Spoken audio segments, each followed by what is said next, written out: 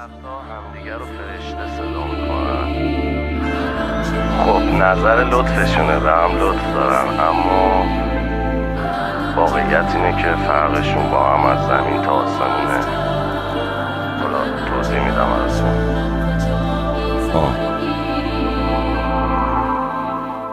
بیچاره فرهاد، بیچاره شیرین، بیچاره من با این حال غمگین، بیچاره لیلی، بیچاره مجنون، آدم دیگه این رابطه در حال فروپاشیه. تا 3 روز بی خبری اسمش فراموشیه. تو بری من باید از خونه و این شهر برم، کجا از دست غمت فرار کنم در برم. دهن تو سرویس کنی گم شدی کجا جور شدی با کی؟ میدونن با 2 تا کام دود تو میپاچی میدونن 2 پیکی تو من نه بچه ها میرن هنوز تو نیواسی هنوز همونم شیرین عشق همه تا بیان کل اکیب چشم به دره بودی میل به شب بود نیستی میل به شب دهن تو همه اخلاقات عین منه.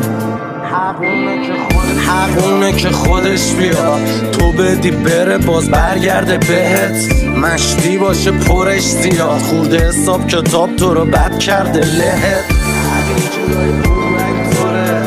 ترازوی ادامت کجی و این بر خالی اون بر پرچه تو یکی حقونه تو ترکیب باشه یکی هم بشیم که تو میتونم خونه فرشته‌ها بهت محبت میکنن بدون توقع، اما آدم ها ازت توقع دارن تازه بدون محبت.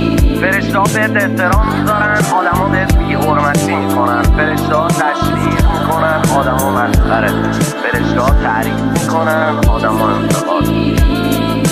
نخوای دنیا دور و بر خانواده اون که آس و پاس تنش شده جای جالباتش با قلب صاف تو ثانیه به خدا نامه داده اون که پیام و حسه و میخونه آیایه درانه باید میگه چی خوبه چی زایاته میگه تا دیدار با نور یکم بیاده راهه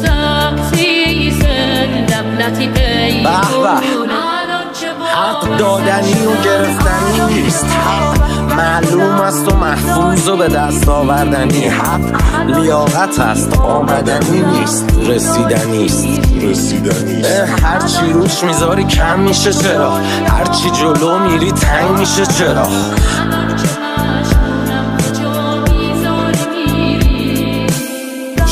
دنیا با ما با من سنیابم رسید خاک و رو خب بریز و هم بشیم من قربانی مچ درجام به فردا متعلقم پرواز کن پرواز تو هر جا زندگی میده طعم خون همش خف از دیز افی نرده بون نگه معلمی درس و بد بدون نگه خواننده کم بخون نگه دنبال پول پلی بدون باید حساب بشه هر قرون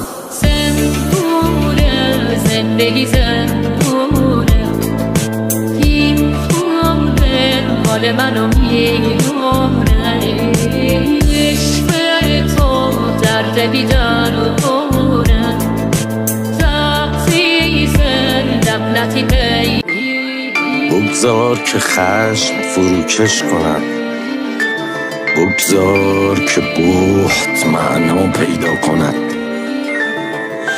بگذار کمتر برداریم و کمتر ببریم.